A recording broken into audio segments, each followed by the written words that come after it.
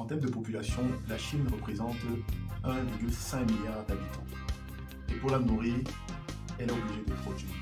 Et elle possède 9% des terres dédiées à la pratique agricole du monde. Ce qui est relativement insuffisant pour pouvoir asseoir son autonomie alimentaire et pouvoir aussi concurrencer le marché international sur le plan alimentaire. Et donc pour résoudre ces problèmes, étant conscients de cet enjeu, ils ont recours à l'appropriation de terres. Donc ils vont aller dans d'autres pays chercher des espaces à cultiver. Et donc notamment en Afrique, beaucoup de Chinois vont aller produire. La production sera principalement destinée à nourrir le peuple chinois et approvisionner le marché mondial en produits made in China. Donc en fait ceci est la réponse aux problèmes qu'ils ont réalisés. Ils maîtrisent les itinéraires techniques de culture sur de très grandes surfaces. Donc ça veut dire qu'ils savent exactement, ils ont la technologie, ils maîtrisent comment produire en quantité, en qualité pour pouvoir subvenir à leurs besoins alimentaires et pouvoir subvenir aux besoins du marché. Donc le fait d'aller dans d'autres pays chercher des espaces pour produire, en réalité c'est pour répondre à un besoin mondial. Ce qui fait aujourd'hui du foncier agricole le tendon d'Achille de toutes les grandes nations qui produisent en masse. Et aujourd'hui, l'Afrique ne peut pas passer à côté de cette belle opportunité qu'elle a de pouvoir produire massivement afin d'atteindre son autosuffisance alimentaire et aussi à pouvoir produire en masse pour approvisionner les industries qui sont certes le secteur secondaire, mais qui est soutenu principalement par le secteur primaire, qui est le secteur de la production de la matière. Il est aujourd'hui crucial de pouvoir prendre conscience de ça et de pouvoir exploiter ce potentiel incroyable qui est le foncier agricole, qui, moi j'estime, est le premier capital que nous possédons pour pouvoir produire massivement.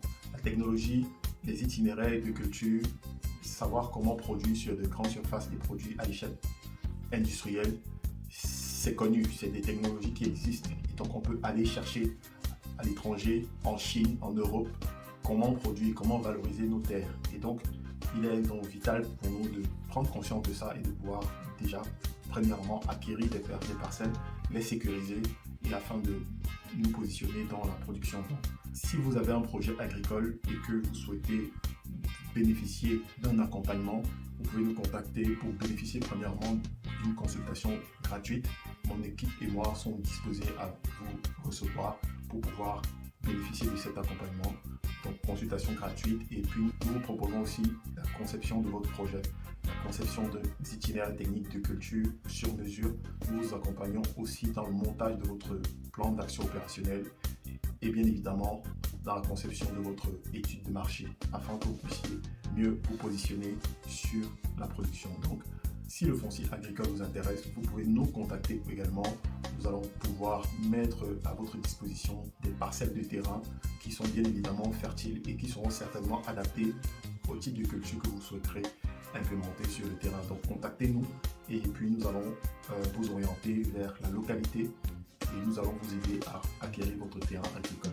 Et donc si la parcelle est une forêt primaire, nous allons vous accompagner à la mise en valeur et aussi dans les démarches administratives pour pouvoir obtenir un titre foncier. Notre travail, c'est de pouvoir accompagner le maximum de personnes qui souhaitent se lancer dans des projets agricoles tout en leur présentant les différents pièges auxquels ils feront face lorsqu'ils seront en plein dans leur activité. Donc, si cette thématique vous intéresse, je vous invite à vous abonner déjà et partager les contenus que nous diffusons sur cette chaîne. Et voilà, l'idée étant ici de pouvoir donner des moyens et des stratégies pour pouvoir les déjouer. Parce que en entreprenant, vous aurez à faire face à certaines difficultés et votre travail régulier sera de pouvoir les traverser avec objectivité et avec une certaine confiance, avec une certaine sérénité, tout en sachant exactement comment réagir face à certaines difficultés. Et les problèmes dans ce secteur peuvent venir de tous bords. Ça peut être les ouvriers agricoles, ça peut venir des fournisseurs, ça peut venir de l'exploitation qui est peut-être en danger. Vous pouvez préparer votre terrain et lancer votre production et après il y a un feu de brousse. Comment pallier à ces différentes problématiques? Nous allons vous apporter des petites solutions Pourquoi? Parce que tout est élémentaire, tout réside en fait dans la stratégie. Comment est-ce que vous abordez votre projet? Donc, n'hésitez pas à nous contacter pour bénéficier de notre accompagnement. Nous serons super ravis de vous aider. Aujourd'hui, le monde est un grand marché et les Occidentaux et les Asiatiques et tous les autres pays qui dominent en fait les secteurs de l'agroalimentaire ont compris qu'en fait il faut produire et produire massivement. L'idée étant ici de pouvoir servir la population. Quand on dit que la population de l'Afrique va doubler en 2050, c'est pas une chimère, c'est pas une vue de l'esprit. La question à résoudre à ce moment, ce sera qui est-ce qui va nourrir cette population? Est-ce que ce sera la Chine? Est-ce que ce sera l'Europe? Est-ce que ce sera la Russie? En fait, c'est une question cruciale. L'idéal serait que les Africains puissent se nourrir par eux-mêmes, de par la production, les matières premières et de par les produits manufacturés aussi. Parce que lorsqu'on dit que la plupart des pays africains sont nourris par des produits qui viennent de l'étranger, premièrement, on va penser aux produits manufacturés. Voilà, jambon, saucisson, fromage et tous ces différents aliments que nous consommons au quotidien, que ce soit dans le petit déjeuner ou dans le dîner. La plupart proviennent de l'étranger. Et même les produits qui sont manufacturés en Afrique proviennent à un certain pourcentage de l'étranger. Tout simplement pourquoi? Parce que la matière première vient de l'Occident. Pour ce qui est par exemple des sociétés brassicoles, le maïs qui est produit vient essentiellement d'Occident. Et on peut citer plein d'autres produits comme ça, le pain et bien d'autres produits. Dans le pain, c'est du blé, le blé vient de Russie et d'autres pays. Donc c'est une vraie problématique et il est vital que l'on s'y penche.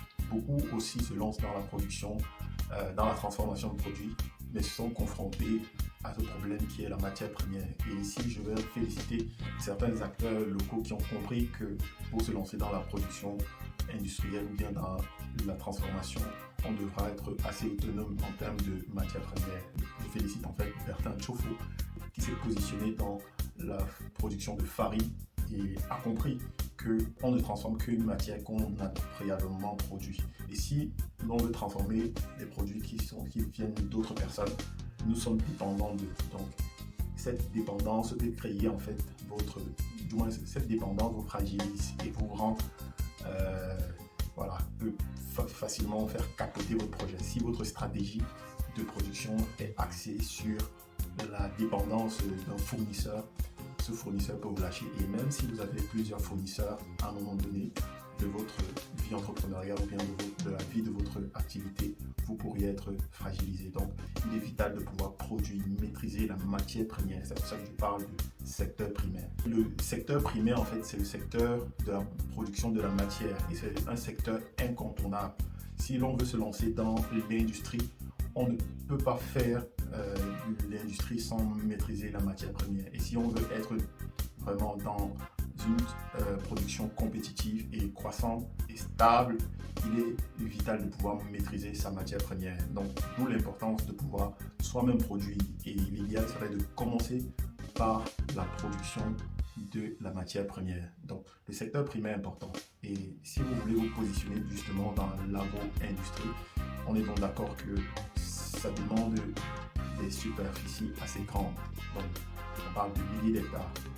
Faire fonctionner une unité de production, ça demande une certaine capacité. Donc, si vous avez une unité de production qui tourne, je vais dire 24 heures sur 24, comme c'est le cas des industries normales, vous serez obligé d'avoir en réalité de maîtriser sa matière première.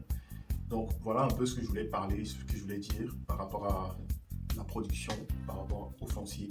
Et dans une prochaine vidéo, nous allons parler de comment est-ce qu'on acquiert de grandes surfaces et quelles sont les différentes stratégies que vous pouvez mettre en place pour pouvoir obtenir des surfaces très grandes et pouvoir implémenter votre projet. Donc, si vous avez une idée de projet agricole, contactez-nous, nous allons vous aider à le concevoir. Nous allons vous accompagner dans la conception de votre plan d'action opérationnel. Nous allons vous accompagner dans l'étude de marché et aussi dans la conception des différents itinéraires techniques de culture. Voilà. En gros, nous allons vous aider à le concevoir de bout en bout. L'idée étant ici pour nous de vous apporter la matière pour pouvoir être successful dans votre projet. Et donc, si vous avez besoin de terrains agricoles, contactez-nous. Nous avons un réseau de plus de 1500 hectares disponibles, des terrains titrés et non titrés. Donc, vous pouvez tout simplement nous contacter pour bénéficier de notre accompagnement.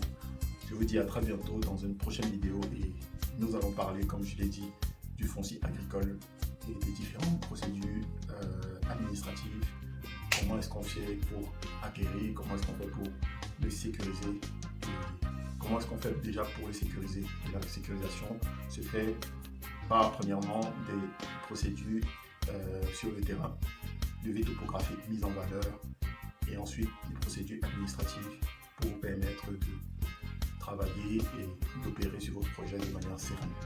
Donc je vous dis à très bientôt dans une prochaine vidéo. J'espère que vous allez partager massivement le contenu que nous diffusons ici afin de nous aider à faire grandir notre audience. À très bientôt.